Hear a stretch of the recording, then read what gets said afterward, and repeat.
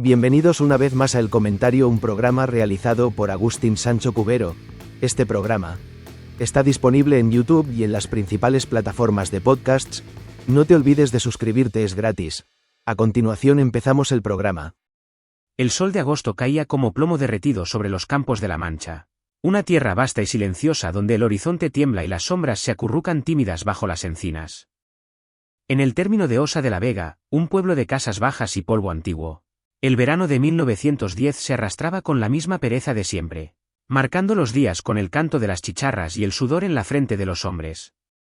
Fue en uno de esos días de calor y calma aparente cuando la tierra pareció tragarse a José María Grimaldos, un pastor al que todos conocían por el apodo de El Cepa.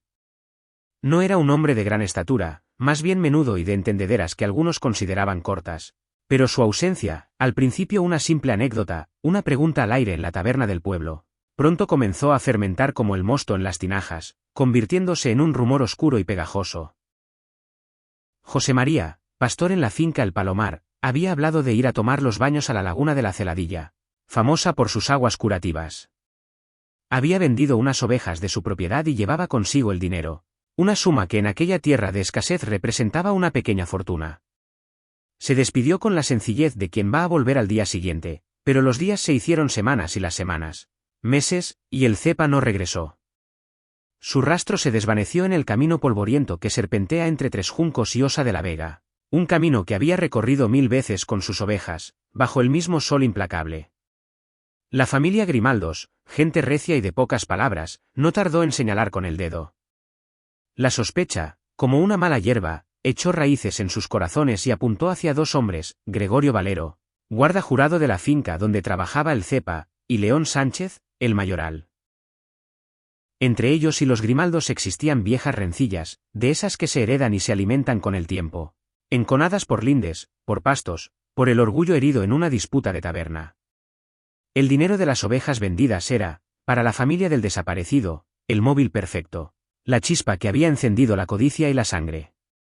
La murmuración, primero un susurro en las cocinas y en los corrales, se convirtió en un clamor que recorrió las calles del pueblo. Se decía que lo habían matado para robarle, que habían hecho desaparecer el cuerpo, que la tierra de Cuenca, tan pródiga en secretos, guardaba uno más en sus entrañas. La justicia, al principio, se movió con la parsimonia de un animal viejo. El juez de Belmonte, un hombre cauto, investigó la denuncia. Interrogó a Gregorio y a León, dos hombres de campo, curtidos por el sol y el trabajo, que negaron con la rotundidad de la inocencia cualquier implicación en la desaparición de su compañero. No había cuerpo, no había pruebas, solo el veneno de la sospecha y el eco de las acusaciones. El caso, falto de sustento, fue archivado en 1911. Un año de silencio judicial, pero no de silencio popular. La familia Grimaldos, incansable, continuó su particular cruzada, avivando las brasas del rencor, convencidos de que los asesinos de su José María paseaban impunes por las mismas calles que ellos. Su insistencia, unida a la presión de los poderes fácticos del lugar, el cacique y el cura de Tres Juncos, que veían en el caso una oportunidad para reafirmar su autoridad, acabó por dar sus frutos. En el año 1913, un nuevo juez llegó a Belmonte. Se llamaba Emilio Isasa Echenique, un hombre joven y ambicioso, deseoso de dejar su impronta y de demostrar su valía. Se encontró con un caso que le ofrecían en bandeja, un misterio por resolver que podía catapultar su carrera. Escuchó a los Grimaldos, al cura, a las voces que clamaban por una justicia que sentían negada. Y el juez Isasa, imbuido de un celo inquisidor, decidió reabrir el sumario. El destino de Gregorio Valero y León Sánchez quedó sellado en ese momento. Una mañana, cuando el sol apenas despuntaba sobre los campos, la Guardia Civil se presentó en sus casas. Los detuvieron con la frialdad del procedimiento, arrancándolos de sus familias, de sus vidas sencillas, y los condujeron a la cárcel de Belmonte. Para ellos, dos hombres humildes que apenas sabían firmar su nombre, aquel lugar era la antesala del infierno. Y el infierno no tardó en desatarse. Lo que sucedió en las celdas de aquel juzgado fue un descenso a los abismos del dolor y la humillación.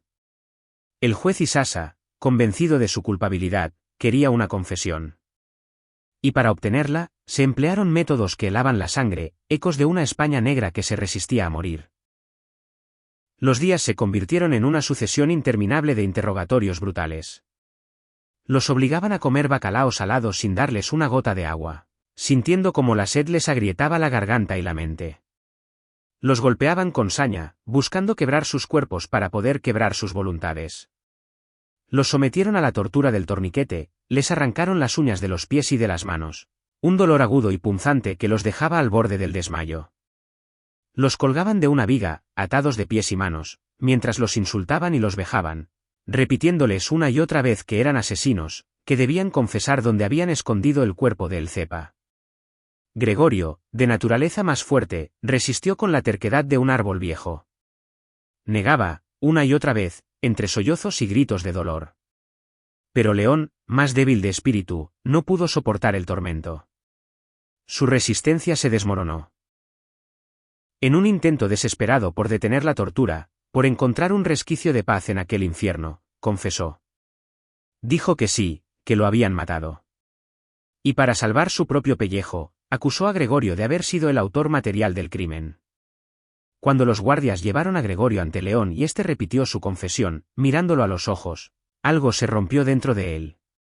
La traición de su amigo, sumada al dolor insoportable de su cuerpo martirizado, fue la estocada final. Vencido, exhausto, sin un ápice de esperanza al que aferrarse, Gregorio Valero también confesó.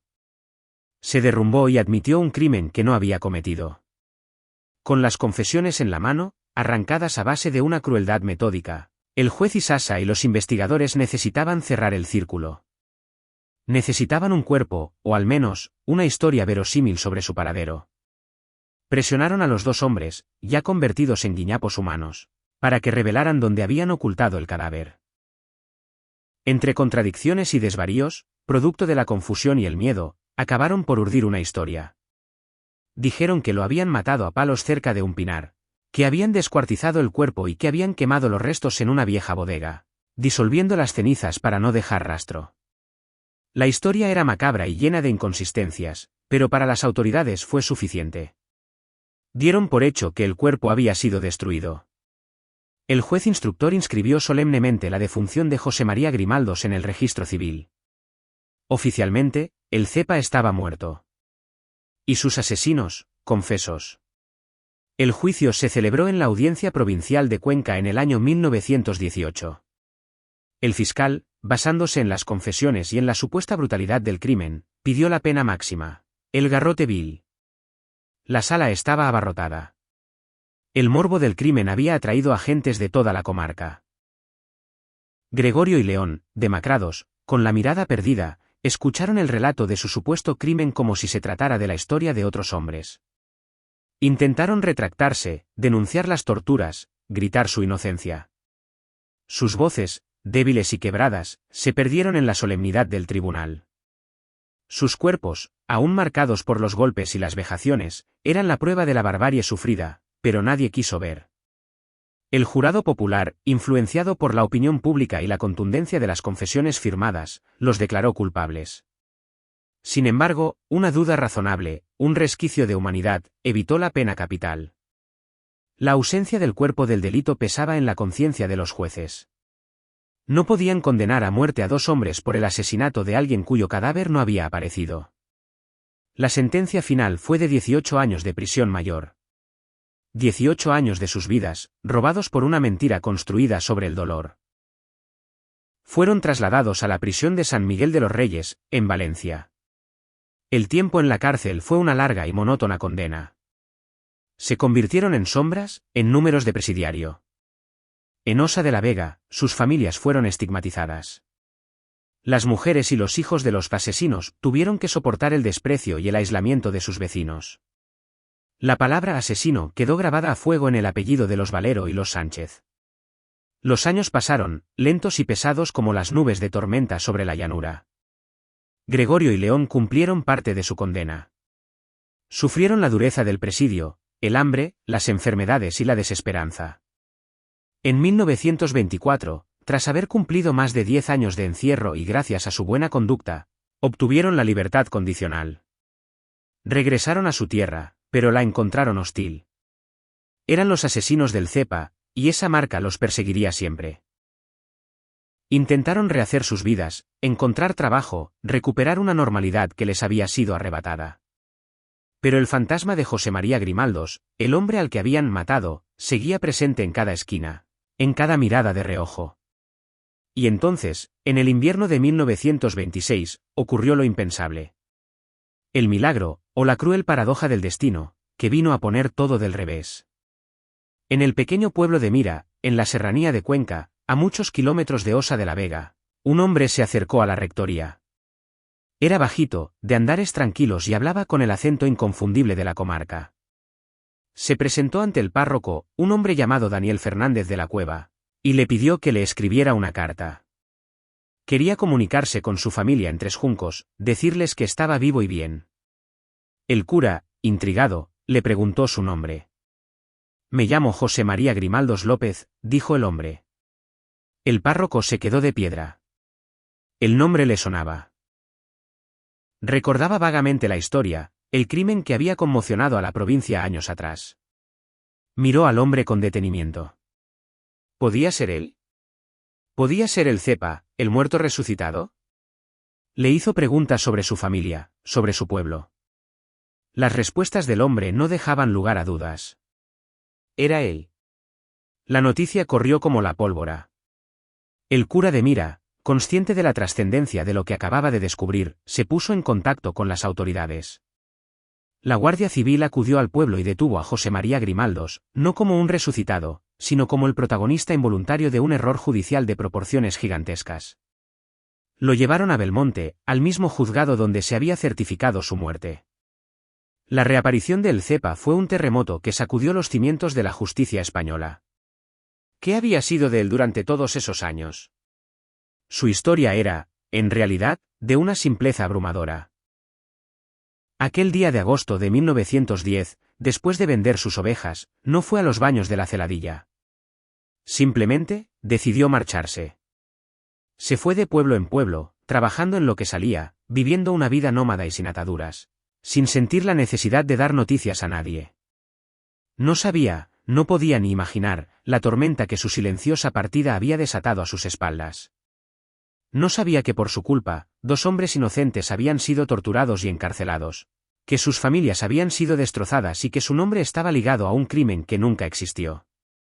El estupor inicial dio paso a la indignación. El caso llegó hasta el Tribunal Supremo, que no tuvo más remedio que ordenar la revisión de la sentencia. La prueba era irrefutable, el muerto estaba vivo. El ministro de Gracia y Justicia de la época, Galo Ponte y Escartín, ordenó una investigación exhaustiva para depurar responsabilidades. El juez Isasa, el que había dirigido la infame instrucción, fue apartado de la carrera judicial. Varios de los guardias civiles que participaron en las torturas fueron procesados, aunque las penas fueron leves, casi simbólicas. En mayo de 1926, el Tribunal Supremo anuló la sentencia condenatoria. Gregorio Valero y León Sánchez fueron declarados oficialmente inocentes. La justicia, tarde y mal, intentaba reparar el daño causado. Se les concedió una indemnización económica, una suma miserable que no podía compensar los años de cárcel, el dolor físico y moral, la humillación y el estigma. Regresaron a Osa de la Vega como hombres libres, con su honor restituido sobre el papel. Pero la vida ya no era la misma. Sus cuerpos estaban marcados por las secuelas de las torturas y sus almas, por la amargura de la injusticia. Habían perdido más de una década de sus vidas, la salud, la juventud y la fe en los hombres. Se encontraron con un José María Grimaldos que agachaba la cabeza y pedía perdón, un perdón que para ellos sonaba a hueco. ¿Cómo perdonar al causante involuntario de su desgracia? ¿Cómo perdonar a un sistema que los había triturado sin piedad? La historia del crimen de Cuenca, que en realidad nunca fue un crimen, se convirtió en una leyenda negra, en un ejemplo sangrante de los peligros de la justicia ciega, de la tortura como método de investigación y del poder destructivo del rumor y el prejuicio en una sociedad cerrada. Gregorio Valero y León Sánchez vivieron el resto de sus días en su pueblo, rodeados del respeto tardío de sus convecinos, pero siempre con la sombra de lo que pudo haber sido y no fue. Sus miradas guardaron para siempre el reflejo del horror vivido en aquella celda de Belmonte, el eco de los gritos y la certeza de que la inocencia, a veces, no es suficiente para salvar a un hombre. La Tierra de Cuenca, que durante años había guardado el supuesto secreto de un asesinato, reveló al final una verdad mucho más terrible, la de la crueldad humana y la fragilidad de la justicia. Y el sol, el mismo sol implacable, siguió cayendo sobre los campos, sobre los huesos de los muertos y sobre las cicatrices invisibles de los vivos. Hasta aquí esta edición del programa del comentario, un programa realizado por Agustín Sancho Cubero. Este programa está disponible en YouTube y en las principales plataformas de podcasts. Hasta la próxima edición del programa. Muchas gracias. Dirección y realización Agustín Sancho Cubero.